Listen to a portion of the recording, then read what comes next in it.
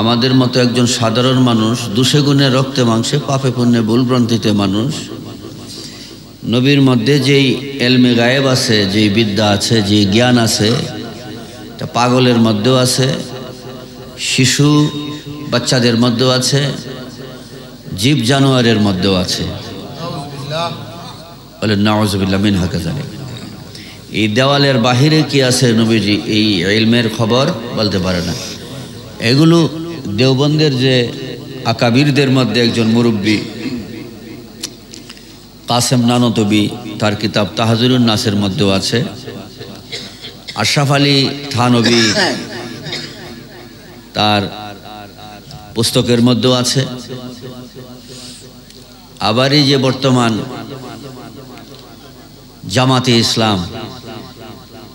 জামাতে ইসলামের যে লিডার মিস্টার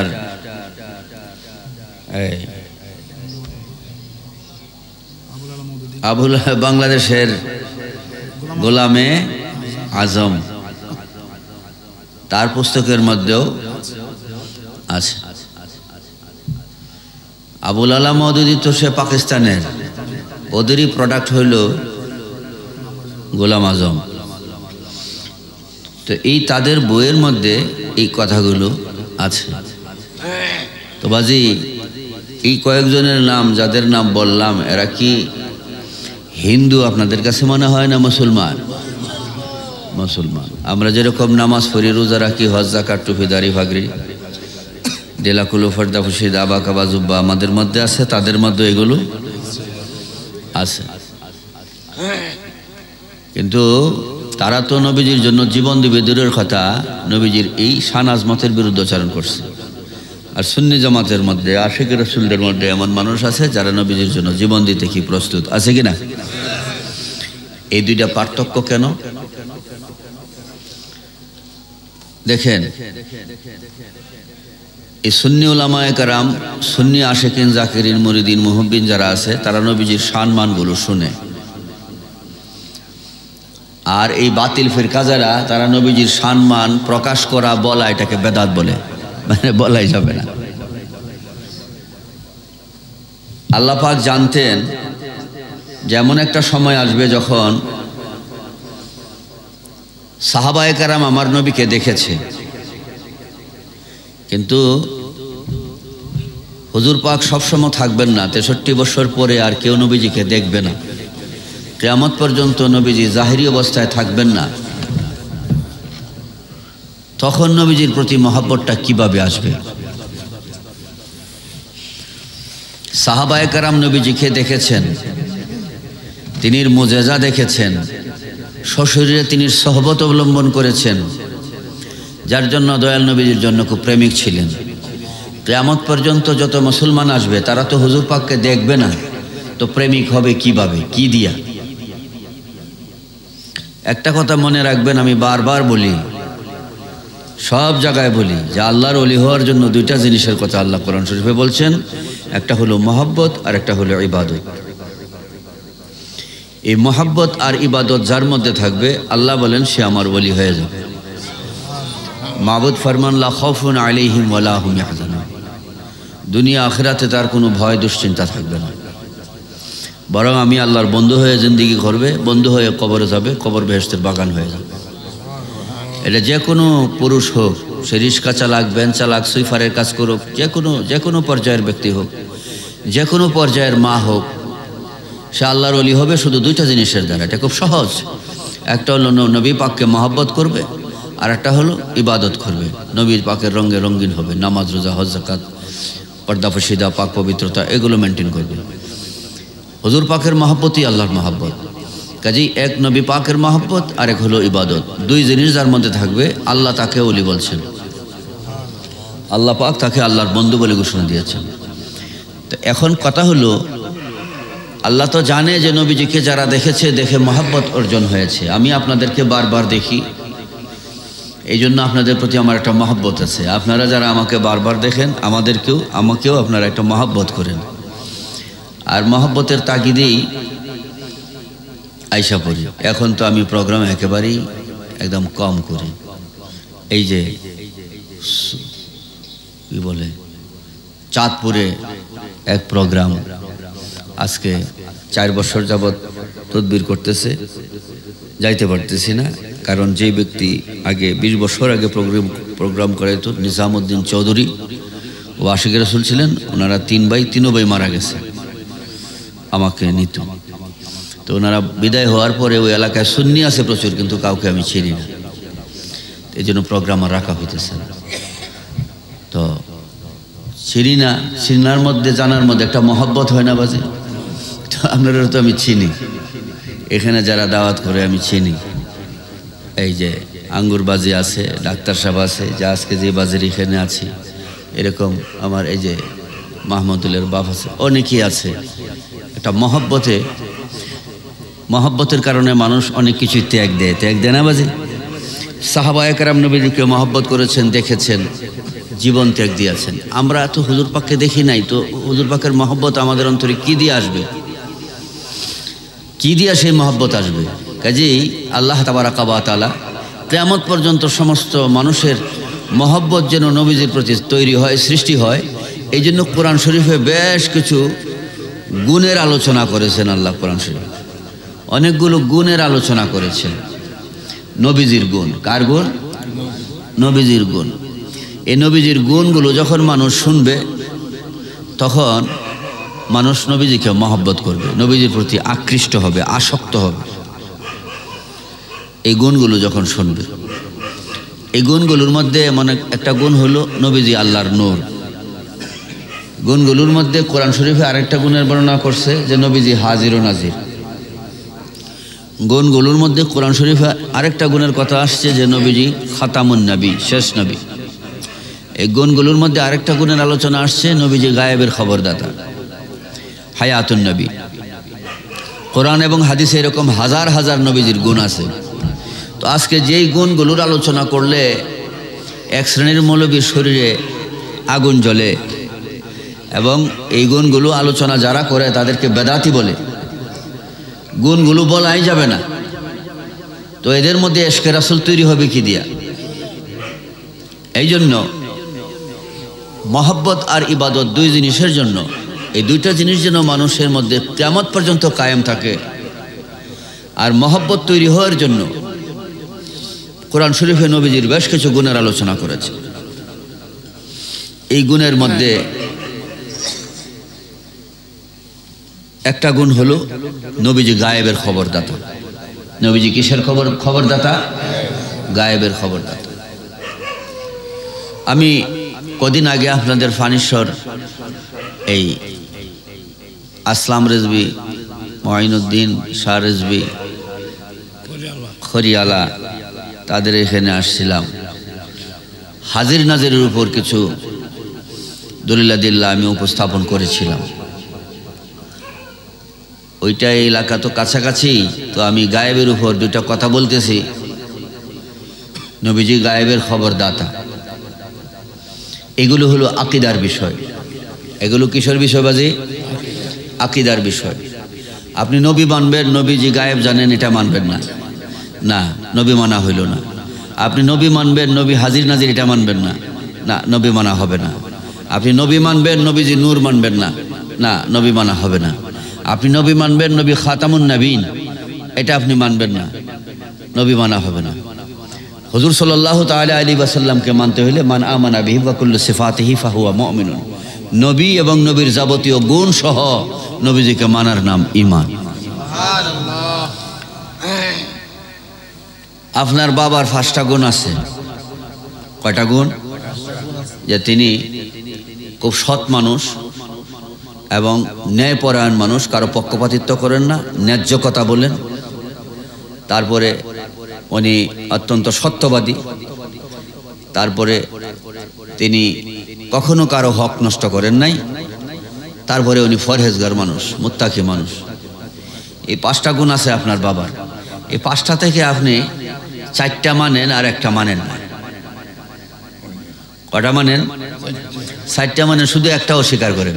বলেন তো আপনার বাবা আপনার প্রতি কতটুকু সন্তুষ্ট থাকবে, কতটুকু খুশি থাকবে? আরে বাজি, নবী পাকের যে গুণগুলো, নবী পাকের যে গুণাবলী, এই গুণাবলী তো নবীজির গুণাবলী বর্ণনাকারী স্বয়ং আল্লাহ। নবীজির যে গুণ, নবীজির যে সিফাত, এগুলো বর্ণনাকারী স্বয়ং আল্লাহ। কার জন্য বর্ণনা করছেন? নবীজির জন্য।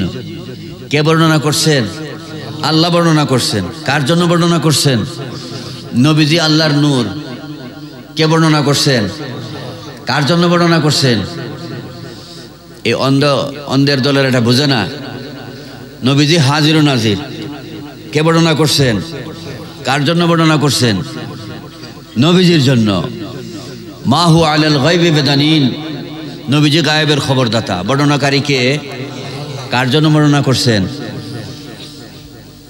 আপনি আপনার বাবার 5টা গুণ থেকে একটা মানলেন, আর চারটা মানলেন, আর একটা মানলেন না। এই গুণগুলো সাধারণ গুণ, দুনিয়াবি গুণ। আর নবীজিকে যেই গুণগুলো আল্লাহ নিজে বর্ণনা করেছেন, আল্লাহ দিয়েছেন, ওই গুণগুলো থেকে একটা গুণকে যদি আপনি বাদ দেন, অস্বীকার করেন, কোরআন মানা হবে না আল্লাহ মানা হবে? বলেন বাজি, কোরআন মানা হবে, আল্লাহ মানা হবে? তো আজকে চলছেটা কি? খাঁটি আহলে সুন্নাত ওয়াল জামাত লেখে তাদের ব্যানারের মধ্যে। বর্তমানে খাঁটি আহলে সুন্নাত ওয়াল জামাত বলতেছে, অথচ নবীজি হাজির নাজিরও মানে না, নূরও মানে না, এরপরে গায়েবের খবর দাতাও মানে না, ইয়া রাসূলুল্লাহ বলাও মানে না। অথচ তাদের ইমাম যারা মশহুর সারা বিশ্বে ইমামে আহলে সুন্নাত ওয়াল জামাত হিসাবে প্রসিদ্ধ, তারাও মানে যাদেরকে, আমরাও মানি যাদেরকে, তারাও বলে হুজুর সাল্লাল্লাহু তাআলা আলাইহি ওয়াসাল্লাম গায়েবের খবরদাতা, হাজির ও নাজির। কিন্তু এই বর্তমান জমানায় এক শ্রেণীর ওয়াহাবি, মাওদুদি, খারিজি, এরা হুজুর সাল্লাল্লাহু তাআলা আলাইহি ওয়াসাল্লাম আর না হাজির নাজির মানে, না গায়েবের খবরদাতা মানে। খুব বুঝবেন, এগুলো হলো আকীদার বিষয়। আমাদের দেশে এক শ্রেণীর মৌলবীরা খুব জোর গলায় বলে বেড়ায়, এই নবীজি হাজির নাজির, ঈদে মিলাদুন নবী, গায়েবের খবরদাতা, এর কি কোনো আকীদার কিতাবে আছে? এই গর্দব মৌলবী একটু ফিকির করে না, একটু ভেবে চিন্তে কথা বলল না। আকীদার কিতাবে, আকীদার কিতাব কোত্থেকে তৈরি হয় বাজি? আকীদার কিতাব তো তৈরি হয় কোরআন এবং হাদিস থেকে। আকায়েদের কিতাবগুলো কি ফেরেশতারা বানায় পাঠায়? আকায়েদের কিতাব কি আল্লাহ পাকের পক্ষ থেকে আসছে না নবীজির পক্ষ থেকে? আকায়েদের কিতাবগুলো বানায় উলামায়ে কেরাম। এটা বুঝবেন, আকায়েদের কিতাব তৈরি করে কারা? উলামায়ে কেরাম। যখন যেই আকীদার উপর, যখন যেই বিষয়ের উপর আপত্তি ওঠে, তখন আকীদার কিতাবের মধ্যে সেই বিষয়ের উপর লেখালেখি হয়। যেমন শরহে আকায়েদুন নাসাফি, ওই কিতাবের মধ্যে কারবালা সংক্রান্ত বিষয়ে ইমাম হুসাইন রাদিয়াল্লাহু তাআলা আনহুকে যারা শহীদ করেছে, এই মর্মে অনেকগুলো মত দিয়েছে। তার মধ্যে এই মতটাও আছে, যারা যে ইমাম হুসাইনকে যে শহীদ করেছে ইয়াজিদ, তাকে কাফের বলা যাবে কিনা। আকায়েদুন নাসাফির মধ্যে কাফের বলার সপক্ষে রায় দিয়েছে বেশ কিছু উলামায়ে কেরামের পক্ষ থেকে। এই বিষয়টা তৎকালীন সময়ের আলোচিত বিষয় ছিল। এরপরে সেই যুগে এখনকার মতো দেওবন্দের আলেমরা, তারপরে এক সিল্লা দিলে 7 হজের সওয়াব হবে, এই যে মিথ্যা মিথ্যা সওয়াব বর্ণনাকারীরা, এরা তো ওই যুগে ছিল না।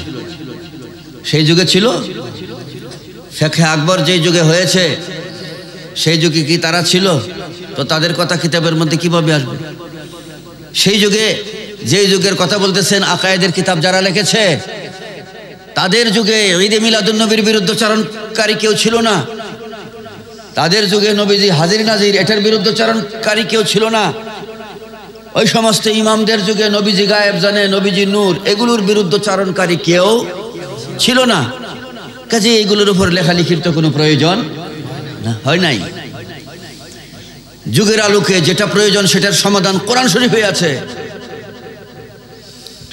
সাধারণ পাবলিককে ধোঁকা দেওয়ার জন্য বলে এই মিলাদ কিয়ামের কথা তো আকায়েদের কিতাবে নাই। এই ব্যাকল বুঝে না যে তখন মিলাদ কিয়ামের বিরুদ্ধচারণকারী সেই যুগে কেউ ছিল না। আপনি আমার বাপ দাদারা যারা 50 বছর আগেও খোঁজ নিয়ে দেখেন তারা মিলাদ কিয়াম করছে কি না?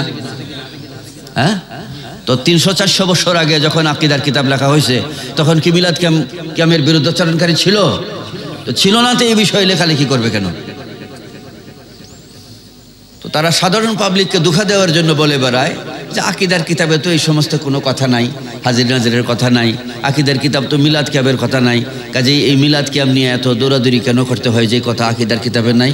এই ব্যাকল বুঝেই না যে সেই সময় আকীদার উপর কোনো বিরুদ্ধচারণকারী ছিল না, সুতরাং এর উপর লেখালেখির কোনো প্রয়োজন নাই। আল্লাহুম্মা সাল্লি ওয়া সাল্লিম আলা মুহাম্মাদি ওয়া আলিহি ওয়া সাহবিহি। এই কিছুদিন যাবত এই দিনের মধ্যে অনেক পরিবর্তন। জানাজার নামাজের পরে দোয়া করা যাবে না, মৃত ব্যক্তির পাশে তালকিন করা যাবে না, সূরা ইয়াসিন পড়া যাবে না, কবরের পরে হাত তুলে দোয়া করা যাবে না, চল্লিশা করা যাবে না, এরকম ফাতিহা শরীফ করা যাবে না, বাৎসরিক ইসালে সওয়াব রাসানির জন্য কোনো অনুষ্ঠান করা যাবে না। এগুলো তো 30 বছর 50 বছর আগেই ছিল না।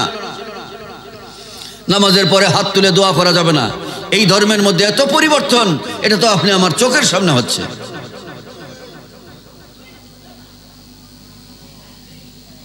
এই জন্য হুজুর সাল্লাল্লাহু তাআলা আলাইহি ওয়া আলিহি ওয়া তাসলিম ফরমান, আখিরি জমানায় ফিতনা এমন হবে, বৃষ্টি যেমন ভাবে আসবে, ইউসবিহুর রাজুলু মুমিনান ওয়া ইউমসি কাফিরা, যে ব্যক্তিটা সকালে মুমিন থাকবে বিকাল হতে হতে, বিকাল গড়াইতে গড়াইতে ব্যক্তিটা কাফের হয়ে যাবে।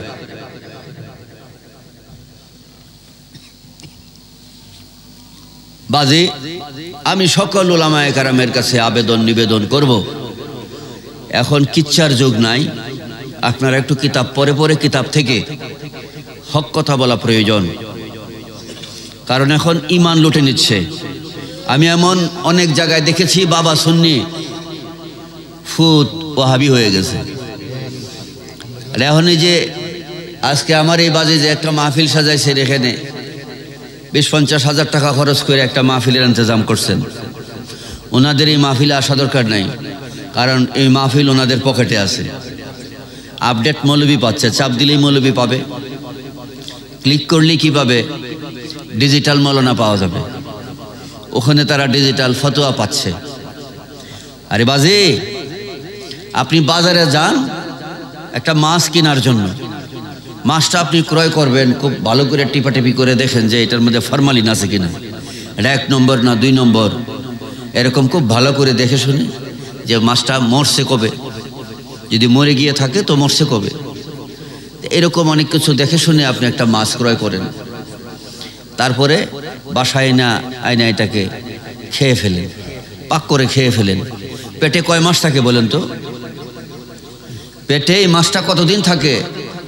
এই যে বাজারে গেলেন, অনেকক্ষণ চেক করলেন, যাচাই বাছাই করলেন, এটা 1 নম্বর না 2 নম্বর ফরমালিন আছে কি নাই, যে মাছটা যদি মরে গিয়ে থাকে তো কতক্ষণ আগে মরছে। বেশি দিনের মরা হইলে তো অনেকে পছন্দ করবে না, কাজে অনেক দিকগুলো লক্ষ্য করে তারপরে মাছটা আনে, এরপরে পাক করে খেয়ে ফেলে। পেটে কি একদিন থাকে? একদিন থাকে পেটে? বেশ কিছুক্ষণ পরে এটা আবার ময়লা স্তূপে পরিণত হয়। এই সামান্য একটা খাবারের বস্তু যেটা পেটে 15 দিনও থাকবে না, 15 ঘন্টাও থাকবে না, এটাকে যদি এত যাচাই বাছাই করতে পারি, তো আমাকে নিয়ে আমি একটু যাচাই বাছাই করব না? যে সময়টা পরে পরে আসবে, আমার যদি ঈমান আকীদা যদি সহি না হয়, মৃত্যুর পর এমন একটা সময় আমার আসবে, জাহান্নামী হইলে অনন্তকালের জন্য জাহান্নামী, জান্নাতি হইলে অনন্তকালের জন্য জান্নাতি।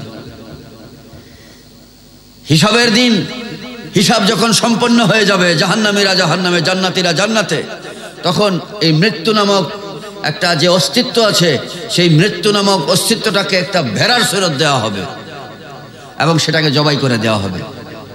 এর অর্থ হলো যারা জাহান্নামে থাকবে অনন্তকাল জাহান্নামে, আর যারা জান্নাতি হবে তারা অনন্তকাল জান্নাতে।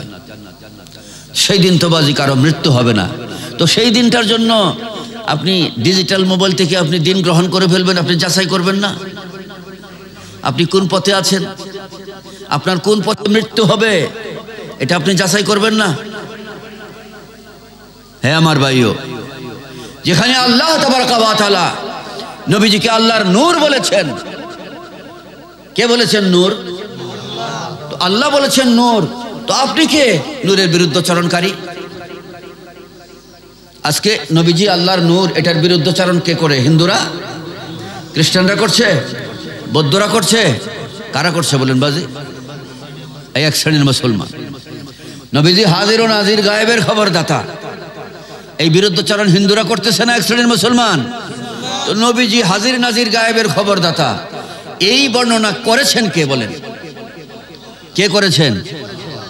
এখানে হাফেজ সাহেবরা আছে, ইন্না আরসালনাকা শাহীদাও ওয়া মুবাশশিরাও ওয়া নাযিরা, কোরআন শরীফে আছে। মা হুয়া আলাল গায়বি বিদানিন, কোরআন শরীফে আছে। কদ জাআকুম মিনাল্লাহি নূরুন ওয়া কিতাবুম মুবিন, কোরআন শরীফে আছে। শত শত নবী পাকের এই গুণগুলো নিজে আল্লাহ বর্ণনা করেছেন, কার জন্য? নবীজির জন্য। আর আপনি অস্বীকার করবেন, তো আপনি কোরআন মানলেন কি করে?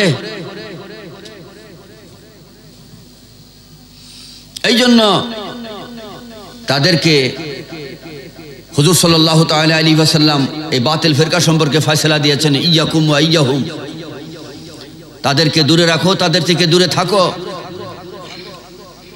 হে আমার ভাইও, এই শ্রেণীর ফিরকা কিয়ামত পর্যন্ত থাকবে। নবীজি ফরমান, এদের আমল ওজিফা খুব হবে। এই যে বুখারী শরীফের হাদিস আমি প্রায়ই বলতাম, সেদিকে আমি টানবো না, খোয়াই ছাড়ার কথা। নবীজি গনিমতের মাল বন্টন করতে গিয়ে সেই ব্যক্তিটাকে বলছিলেন যে, হে ওমর, এই শ্রেণীর ব্যক্তি কিয়ামত পর্যন্ত থাকবে, তাদের মধ্যে আমল ওজিফা খুব বেশি থাকবে, কিন্তু আমি নবীর মহব্বত থাকবে না। তো আসুন, আজকে যারা ঈদে মিলাদুন নবীর বিরুদ্ধচারণকারী, আবার বলে আকীদার কিতাবে নাই। আপনি যে বিষয়ে পড়াশোনা করেন নাই, এই বিষয়ে সরাসরি এইভাবে অভিমত দেওয়া উচিত না যে আকীদার কিতাবে নাই।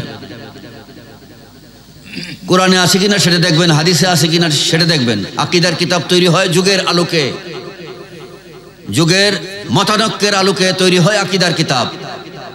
এই সমস্ত বিষয়ে তখন মতানক্য থাকলে এটার উল্লেখ হইতো, এটা নিয়ে লেখালেখি হইতো, এটার উপর ফতোয়া লেখা হইতো। আর যেখানে মিলাদ কিয়ামের সপক্ষে অসংখ্য গণিত দলিলাদিল্লা রয়ে গেছে সপক্ষে, এখানে বিপক্ষে কোনো আকীদা পোষণ করার তো কোনো প্রশ্নই আসে না। তো আকীদার কিতাবে আসবে কেন? এটা মানুষকে দুঃখ দেওয়া। তো যাই হোক, আমি আপনাদের সামনে খুব সংক্ষেপে হুজুর করিম রউফুর রহিম, তিনি গায়েব জানেন। আল্লাহ পাক গায়েবী সম্পদ, গায়েবী ইলম হুজুর সাল্লাল্লাহু তাআলা আলাইহি ওয়াসাল্লামকে দান করেছেন। এই মর্মে সংক্ষেপে সংক্ষেপে কয়েকটা কথা আমি আপনাদের কাছে ঈমান মজবুতের জন্য বলছি। হুজুর পাকের প্রতি মহব্বত তৈরি হবে যখন হুজুর পাকের এই গুণগুলো আপনারা শুনবেন। উলামায়ে কেরাম যখন আলোচনা করবে, আপনারা বলে দিবেন যে আপনি হুজুর পাকের নূরের উপরে কথা বললেন। আগে থেকেই বলে দিবেন যে আরেকজনকে বলবেন হাজির নাজিরের উপরে কথা বললেন, দালিলিক কথা, কোন কিতাবে কি আছে। আরেকজনকে বলবেন যে হায়াতুন নবীর উপর, আরেকজনকে বলবেন খাতামুন নবীর উপর। সাবজেক্ট দিয়ে দেবেন 1 মাস আগে, যাতে দলিলাদিল্লা দিয়া আলোচনা করে ওহাবিরাও টের পায় যে না এগুলো আছে। ওহাবিরা বোঝে না কেন? না বোঝার সবচেয়ে পিছনে আরেকটা কারণ হলো, সেই বাংলাদেশে যে ধর্মীয় বা দিনই পড়াশোনা আসছে, আসার যে প্রাথমিক ইতিহাসটা যদি আমি একটু পড়াশোনা করি, উলামায়ে কেরাম যদি একটু খেয়াল করেন, যারা দেখেছেন তো দেখেছেনই, বাংলাদেশে প্রথমত যাদের হাত ধরে, আমি ব্যাখ্যা করে বলবো না, আমি ইশারাতান বলছি, যাদের হাত ধরে বাংলাদেশে এই ইসলামী পড়াশোনাটা আসছে, তাদের বারো আনাই ছিল ফাঁস মিশালি। বিশেষ করে যারা জেনারেল শিক্ষিত, আরবি শিক্ষিত না হইলেও আপনারা জানেন যে সর্বপ্রথম বাংলাদেশে আলিয়া যে আসছে কলকাতা থেকে, গফটালিয়া যেটাকে আমরা বলি, ওখানকার দীর্ঘদিন পর্যন্ত যে প্রিন্সিপাল ছিল এটা একটা মুসলমান ছিল না। প্রায় 11 বছর পর্যন্ত যারা প্রিন্সিপাল ছিল সবাই ছিল ইংরেজ। কিছু কিছু কোরআন হাদিস পড়ানো হইতো, নাম ছিল মাদ্রাসা, কিন্তু প্রিন্সিপালরা ছিল যারা, তারা কেউ কি ছিল না, মুসলমান ছিল না। পর্যায়ক্রমে পর্যায়ক্রমে ধীরে ধীরে মুসলমান আসছে, তাও জেনারেল শিক্ষিত, এরপরে এখন আলেম আসছে। তো ওই সময় আপনি আমার বাংলাদেশের মধ্যে আকীদার কিতাবগুলো কি পাঠ্য করবে বলেন? আকীদার কিতাবটা একটা সূক্ষ্ম বিষয়। তখন সহজ মানের একটা কিতাব যেটা সর্বমহলে খায়, খুব আপত্তি নাই, সকল মহলে সবাই গ্রহণ করে, এই পক্ষ গ্রহণ করে ওই পক্ষ গ্রহণ করে, সবাই মিলেমিশে যে আকীদার কিতাবটা গ্রহণ করে, এই আকীদার কিতাবের নাম হলো আকায়েদুন নাসাবি। এই একটা আকীদার কিতাব পাঠ্য করছে আলিয়া মাদ্রাসায়, এছাড়া আর কোনো আকীদার কিতাব নাই। আমি ভারতে দেখেছি, ইরাকে দেখেছি, ইরানে দেখেছি, এবং ভারতের বেশ কটা প্রতিষ্ঠানে আমি দেখেছি, বাগদাদের বেশ কয়েকটা প্রতিষ্ঠানে আমি বসেছি। এক একটা ক্লাসে 5টা 7টা 8টা করে শুধু আকীদার কিতাব। আরে ভাই, আপনার যদি আকীদাই সহি না হবে, আকীদা আপনার সহি না হইলে না ইলম কবুল হবে, না আমল কবুল হবে, কোনোটাই কবুল হবে না। আর আজকে 40 বছর 50 বছর যাবৎ বাংলাদেশে দিনই পড়াশোনা হচ্ছে, মাত্র আকীদার কিতাব একটা। ওই যে শুরুতে দেয়া হয়েছিল, ওটা কাদের সময়? যখন এই বাংলাদেশে এই ইসলামী পড়াশোনা আসে, তখন ইসলামী পড়াশোনার শুরুতে যারা প্রিন্সিপাল ছিল, অধ্যক্ষ ছিল, তারা ছিল বিধর্মী। পরবর্তীতে আসছে জেনারেল শিক্ষিত, এরপরে আসছে আরবি শিক্ষিত কিছু মানুষ। সেই সময় যে আকায়েদুন নাসাবি নামক একটা ছোট আকীদার বই, ওই যেটা সর্বমহলেই গ্রহণ করে, মানে খুব বেশি কড়াকড়ি কিছু নাই, এমন একটা আকীদার কিতাব সেই সময় 50 বছর আগে পাঠ্য ছিল, এখনো এটা আছে। তো এই সমস্ত ফুলাফান এখন আকীদা সম্পর্কে কি বুঝবে? কি বুঝবে আকীদা সম্পর্কে? আলহামদুলিল্লাহ, আমাদের যে জামিয়া ইলমে মদিনা, ওখানে 5টা আকীদার কিতাব আছে। আকায়েদের উপর ওখানে ভালো দর্স দেওয়া হয়, হাদিস তাফসীর ফিকহের উপর তো আছেই, পাশাপাশি প্রত্যেক ক্লাসে আকীদার উপর আছে। কারণ আকীদা যদি সহি না হয়, না আপনার ইলম কবুল হবে, না আমল কবুল হবে। কোরআন হাদিস পড়তেছে, বেটা মুফতি হয়ে গেছে, মুহাদ্দিস হয়ে গেছে, মুফাসসির হয়ে গেছে, তারপরে বলতেছে নবী মরে মাটির সঙ্গে মিশে গেছে। তোমার এই ইলম দিয়ে কি লাভ হবে? এই ইলম দিয়ে কি লাভ হবে? এর পিছনে বড় একটা ব্যাধি হইল, অনেকগুলো ব্যাধির মধ্যে, অনেকগুলো রোগের মধ্যে একটা রোগ হলো আকীদার কিতাব তার মধ্যে নাই। কিন্তু এই চিকিৎসা এখনো হচ্ছে না। কে করবে এই চিকিৎসা? এই জন্য বাজি আমি আপনাদেরকে বলি, আমি বারবার যারা আমাকে মহব্বত করে বাংলাদেশের যে জায়গায় আমার লোকজন আছে, তাদেরকে আমি ওসিয়ত করি, বাজি একটা দর্শনে জামি মাদ্রাসা করেন, একটা দর্শনে জামি মাদ্রাসা করেন।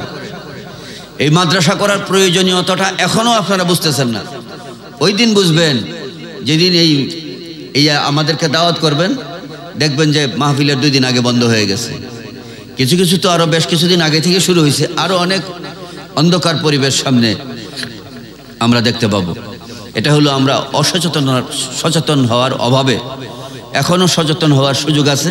আমরা যেখানে আছি, আপনার যদি বাজি একটা ঘরের মধ্যে 4টা রুম থাকে, একটা রুম আপনি মাদ্রাসার জন্য নির্ধারণ করে ফেলেন। এখানে নুরানি শুরু করে দেন, নুরানি থেকে শুরু করে আস্তে আস্তে কিতাব পড়াইতে শুরু করেন। কিভাবে একটা ছোট্ট রুমে আস্তে আস্তে পড়াইতে হবে, প্রয়োজনে এটা আমরা পরামর্শ দিব, কিন্তু নিয়ত করেন সুন্নি আলেম বানানোর জন্য। এটা দিন রক্ষার জন্য বড় উপকার হবে। আপনি শতবার হজ করে যত না সওয়াব কামাবেন, 1-2টা আলেম যদি আপনি বানাইতে পারেন, সেই হজের চেয়ে কম সওয়াব হবে না, অনেক বেশি সওয়াব হবে। কারণ সেই ব্যক্তিটা অসংখ্য মানুষকে দিনের পথে আনবে, অসংখ্য মানুষকে মুমিন মুসলমান বানাবে। ওরা হজ করবে, হজ করাবে, এরা আলেম হবে, আলেম বানাবে। এই সমস্ত কিয়ামত পর্যন্ত এই সিলসিলার যত মানুষ কিয়ামত পর্যন্ত থাকবে, তাদের সকলের সওয়াব আপনার আমলনামায় জমা হবে। যদি একটা প্রতিষ্ঠান করে যান, এই প্রতিষ্ঠানের মাধ্যমে যারা আলেম হবে এবং এই আলেমদের সহবতে যারা আলেম হবে, নেককার হবে এবং যারা জান্নাত পাবে, সকলের সব আপনার আমলনামায় যোগ হবে, কিন্তু তাদের সব থেকেও এক বিন্দু সব কমবে না। এক বাতি থেকে আরেক বাতি জ্বালাইলে যেমন এক বাতির পাওয়ার কমে না, এরকম একজনের সব আরেকজনের আমলনামায় যোগ হইলে কারো সব কমে না। আল্লাহ আমাদেরকে বোঝার তৌফিক দান করে পড়ি, আমিন। আপনারা মনে মনে বলবেন যে হুজুর সব শুধু আঁকাবাঁকা আকিদার কথা বলতেছে, অন্য ওয়াজ নসিহতের কথা কিছু বলতেছে না। বাজি, আমি আকিদার কথা বলতেছি যে আকিদা যদি সহি হয়, আকিদা যদি সহি হয়